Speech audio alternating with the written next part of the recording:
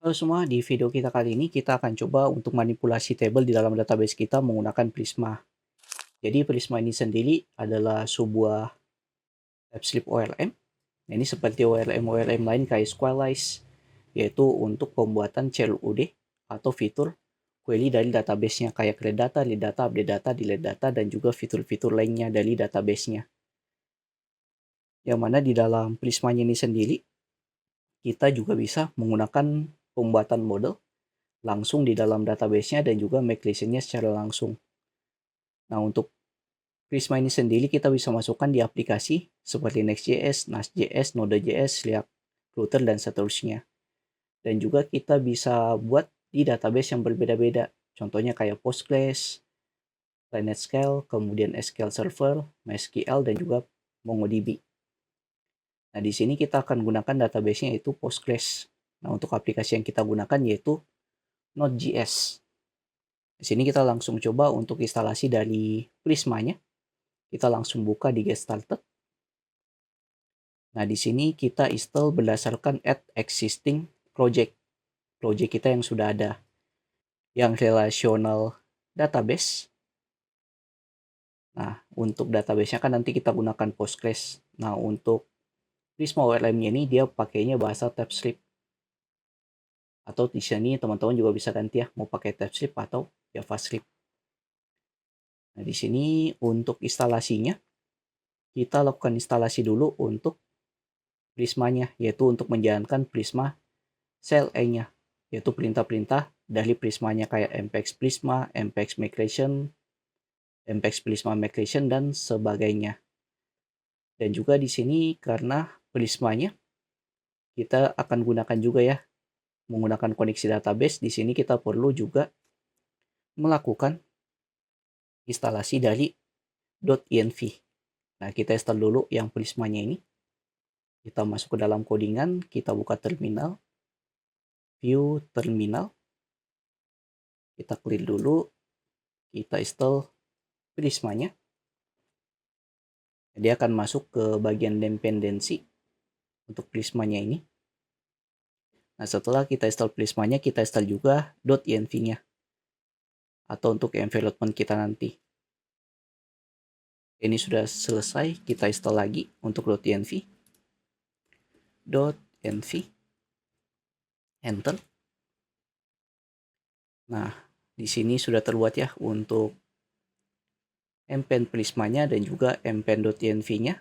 Kita cek di package.json. Nah, di sini sudah terinstall Prisma sama .env.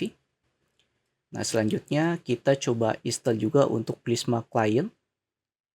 Di sini kita buka di bagian install Prisma Client. Nah, yang ini. Lakukan instalasi dulu untuk Prisma Client-nya. Kita buka lagi terminal. Kita clear lagi, kemudian install. Npm install add Prisma Client. Di sini sudah terbuat. Nah, selanjutnya kita buat untuk init-nya. Init-nya kita buka lagi yang get started-nya tadi. Yang ini. Untuk init-nya, nah seperti ini ya. Untuk lakukan init-nya, kita jalankan npx init. Nah, npx Prisma-nya ini kita bisa jalankan karena tadi kita sudah install fitur dari CLI Prisma-nya. Jadi kita jalankan npx Prisma init sekarang.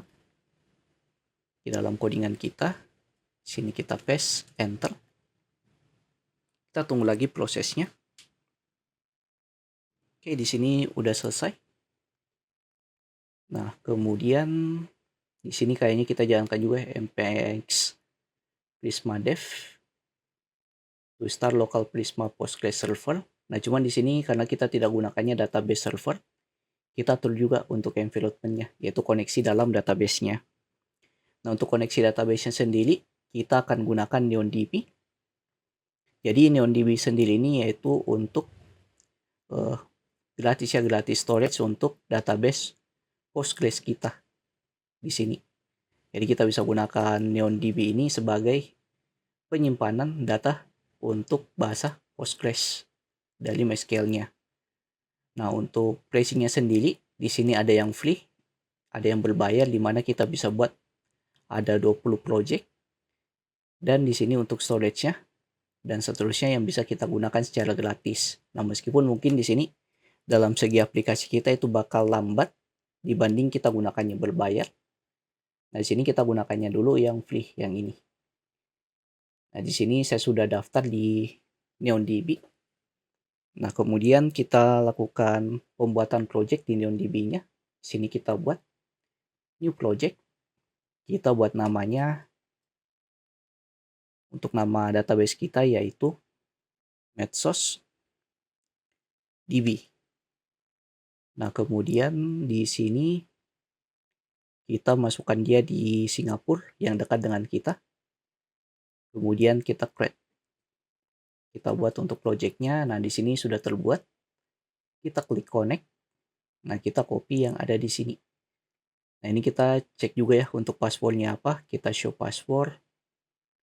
Oke, ini kita bisa copy dari sini ke sini. Copy. Kemudian kita paste ke sini. Kita ganti, kita paste, save. Nah, ini sudah ada koneksinya dari database NeonDB kita. Kemudian selanjutnya kita buka di Prisma kita di sini. Kita buat untuk skema modelnya dan juga migration-nya. Nah, di sini kan URL-nya sudah mengalir di .env kita, yaitu database URL yang ini. Database URL. Nah, selanjutnya di sini di skemanya kita coba hapus saja yang generate Prismanya ini. Kita tidak butuh.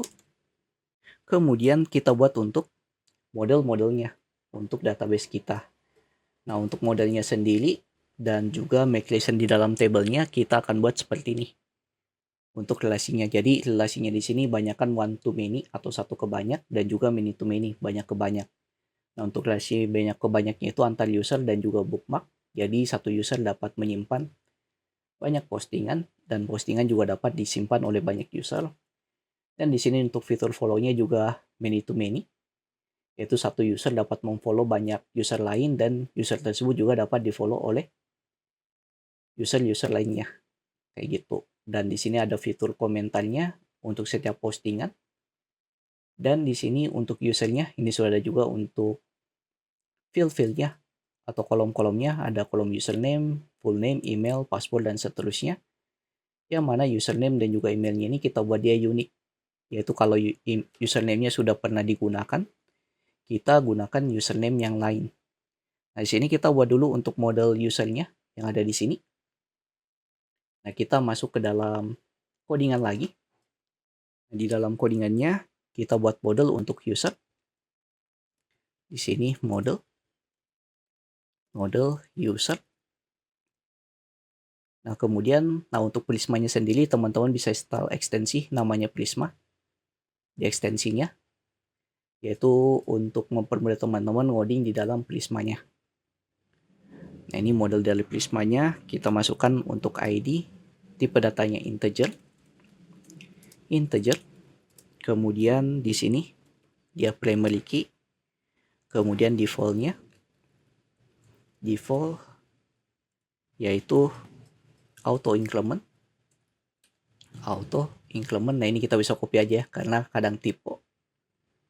Ini saya copy saja dari sini di bagian introspection. Nah, yang ini untuk pembuatan modelnya kita copy saja yang user. Yang ini copy ke sini.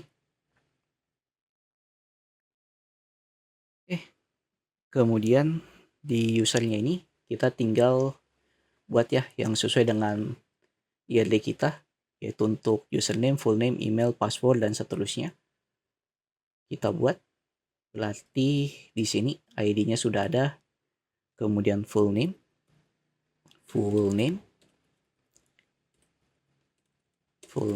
Di sini kita hilangkan tanda tanyanya karena tanda tanya itu opsional, tidak wajib diisi. Di sini varchar, kemudian email unique, udah benar.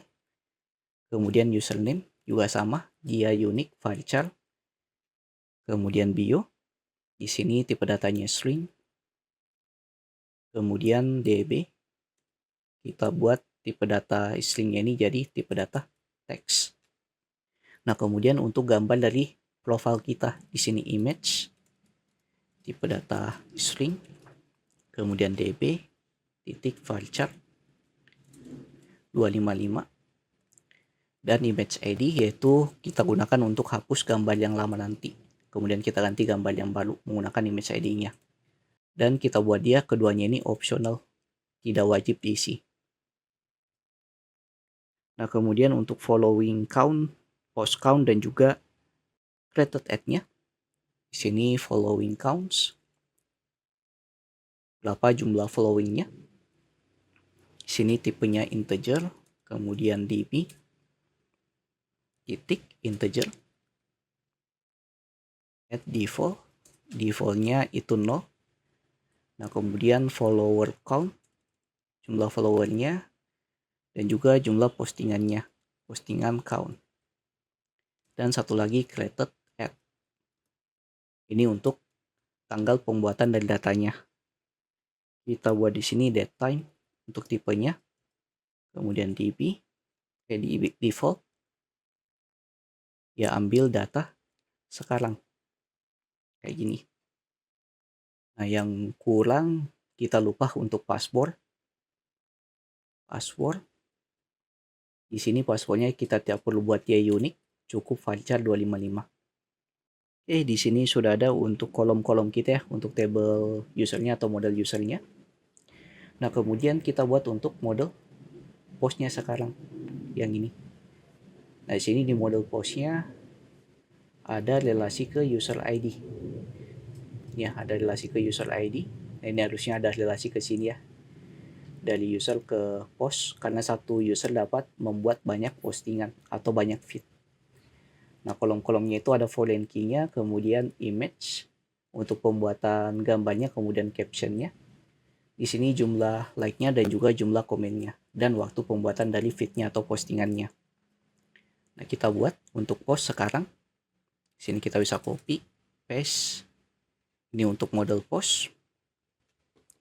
Nah, untuk model post tadi, kita buat dulu untuk table kolom-kolomnya, yaitu untuk image sama image ID. Nah, di sini sudah ada, kita hapus yang kita tidak butuhkan. Ini kita tidak buat dia optional, jadi dia wajib diisi untuk image sama image ID-nya. Dan di sini untuk bio kayaknya saya buat optional yang di user bio. Kemudian untuk bagian sini itu untuk komen count-nya, berapa jumlah komentarnya. Kemudian like count, berapa jumlah like-nya.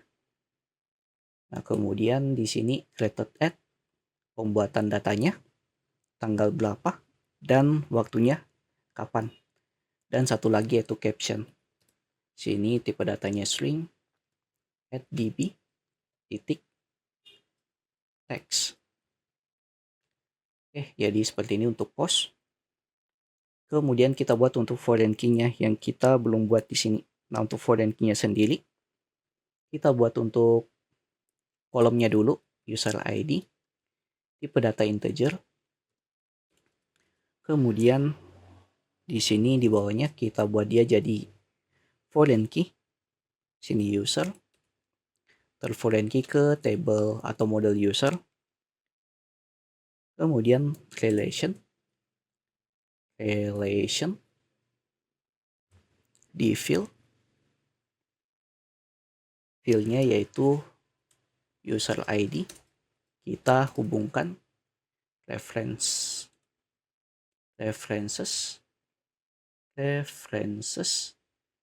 terhubung dengan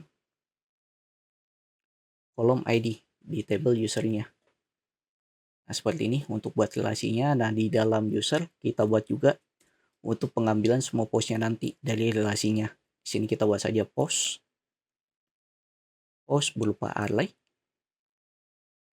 Kemudian kita buat lagi untuk kolom-kolom yang lain atau table-table yang lain. Nah, table selanjutnya yang kita buat yaitu untuk comment yang ini.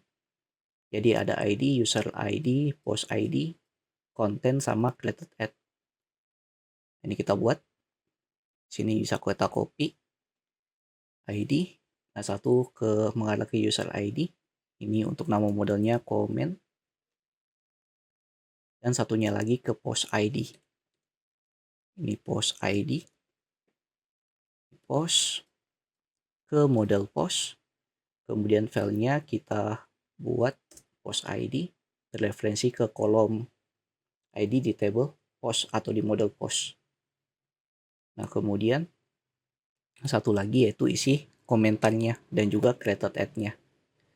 Nah, isi komentarnya kita sebut saja namanya content, tipe data string, kemudian di sini add db titik text.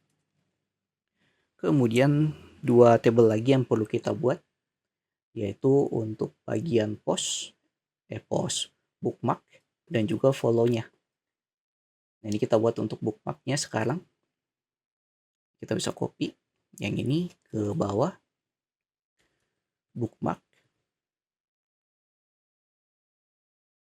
yaitu untuk penyimpanan postingan yang kita ingin simpan. Nah, ini ada ID, default, kemudian auto increment. Nah, ini ID-nya kayaknya nggak usah. Kita buat user ID dan post ID-nya sebagai ID-nya nanti. Dan kita cuman sisakan untuk created ad. Nah, kemudian di sini kita buat add ID. Kita buat dua kolomnya itu sebagai primary key, yaitu user ID sama post ID. Nah, selanjutnya terakhir yaitu untuk follow. Follow yang ini kita buat. Nah, jadi untuk follow-nya sendiri kita buat satu dengan nama follower ID. Sini kita buat namanya follower. Kemudian dia mengarah ke model user, kemudian relasinya kita sebut namanya followers.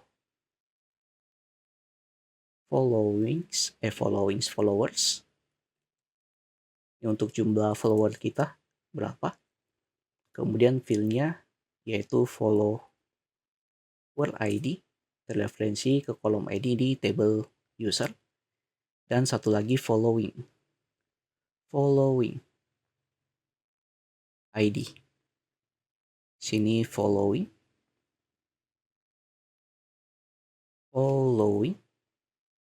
Sini following ID. Referensi ke kolom ID, kemudian created ad. Nah, di sini kita buat following ID sama yang ini itu untuk follower ID. Oke, sudah aman. Nah, kita tinggal buat untuk relasinya ini. Nah, untuk di post kita harus buat untuk komennya yang ini. Komennya berarti di bawah sini ya. Komen. Nah, komennya berarti kita buat di sini comments. Panggil model comments berupa array. Dan satu lagi ya fitur yang belum kita buat dan saya lupa buat YLD-nya, yaitu untuk likes. Yaitu untuk like postingannya. Untuk like postingannya kita buat saja sama kayak bookmark. Ambil data usernya dan postingan yang dia like. Sini likes. Nah, kemudian kita tinggal buat ya. Di sini untuk relasi-relasinya yang di post. Ini untuk likes. Ini likes. Kemudian kita buat juga untuk bookmark yang ada di sini. Bookmark array. Kemudian di sini likes, follow. Nah, follow-nya kita buat di sini di bagian usernya. Di bagian user berarti kita buat dulu untuk komen yang ini.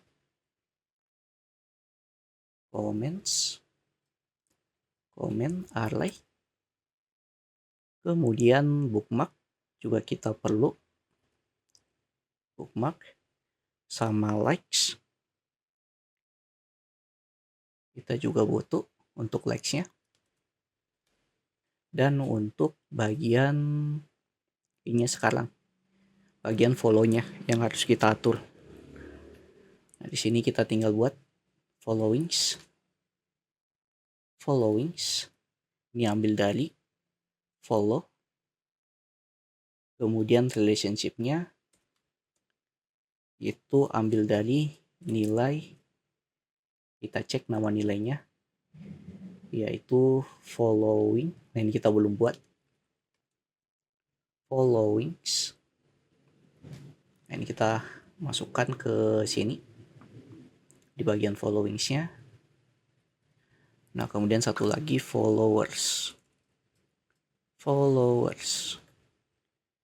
Nah, ini kita ubah juga sesuai dengan name-nya.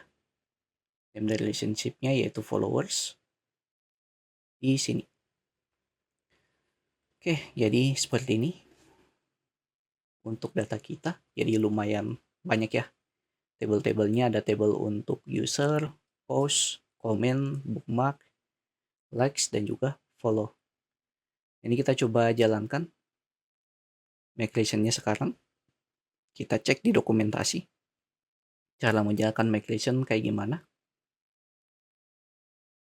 Kita buat, nah kayak gini, Mpex Prisma migration.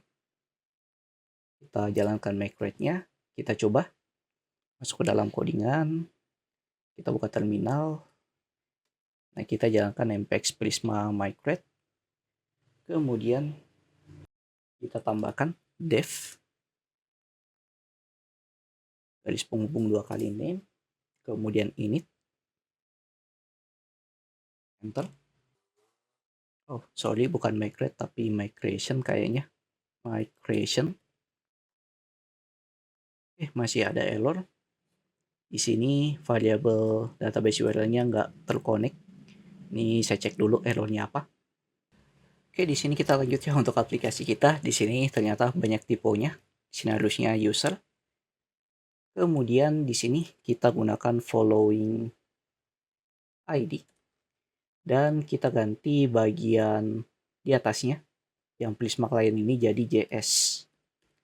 Karena kita gunakannya cuma JavaScript sebenarnya. Nah, ini kita coba buka terminal. Nah, pertama kita generate dulu Mpex Prisma generate. Enter. Oke, ini sudah berhasil untuk generate-nya. Kemudian kita jalankan Mpex Prisma migrate sekarang. Ini kita clear dulu. Nah, ini Mpex Prisma migration dev, kemudian bin name init. Kita enter. Mudah-mudahan bisa. Oke, kayaknya saya tipe. Tapi bukan migration tapi migrate. Enter. Oke, di sini sudah terkoneksi ke dalam database kita yang Postgres di NeonDB. Kita tunggu untuk proses migration-nya berhasil atau tidak. Nah, di sini berhasil, kita cek. Di sini sudah dikonversi juga jadi SQL untuk model-model kita ya. Yang kita buat sudah dibuat jadi seperti ini. Nah, kemudian kita cek di dalam database-nya. Kita buka NeonDB. Nah, di sini kita buka untuk table kita yang sudah kita buat di NeonDB-nya.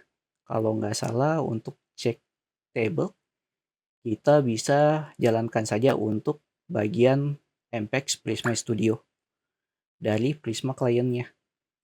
Di sini ada untuk jalankan Prisma Studio-nya. Kita langsung aja buka. Kalau tidak salah itu Mpex Prisma Studio. Dia jalan di localhost 5555. Kita buka. Nah, di sini sudah terbuat nih table-table kita. Ada untuk user, post, like, follow, bookmark, dan juga komen. Nah, ini sama dengan data kita yang ada di dalam database-nya ini. Nah, kalau tidak salah kita bisa cek juga di sini di bagian table. Nah, ini table-table kita sudah masuk nih ke dalam database-nya langsung. Dari table user, kemudian ada table post, dan seterusnya. Ini sama dengan yang ada di Prisma Studio kita yang ada di lokal. Nah, jadi mungkin sekian untuk pembahasan kita untuk bagian koneksi database kita dengan NewDB menggunakan Prisma dan mengatur tabelnya menggunakan Prisma juga, yaitu untuk Prisma skemanya. Jadi jika ditanyakan atau terjadi error dalam codingannya, silahkan masuk grup Discord yang linknya ada di pin komen. Jangan lupa like, komen, dan share ke teman-teman kalian. See you next video. Have a nice day and bye.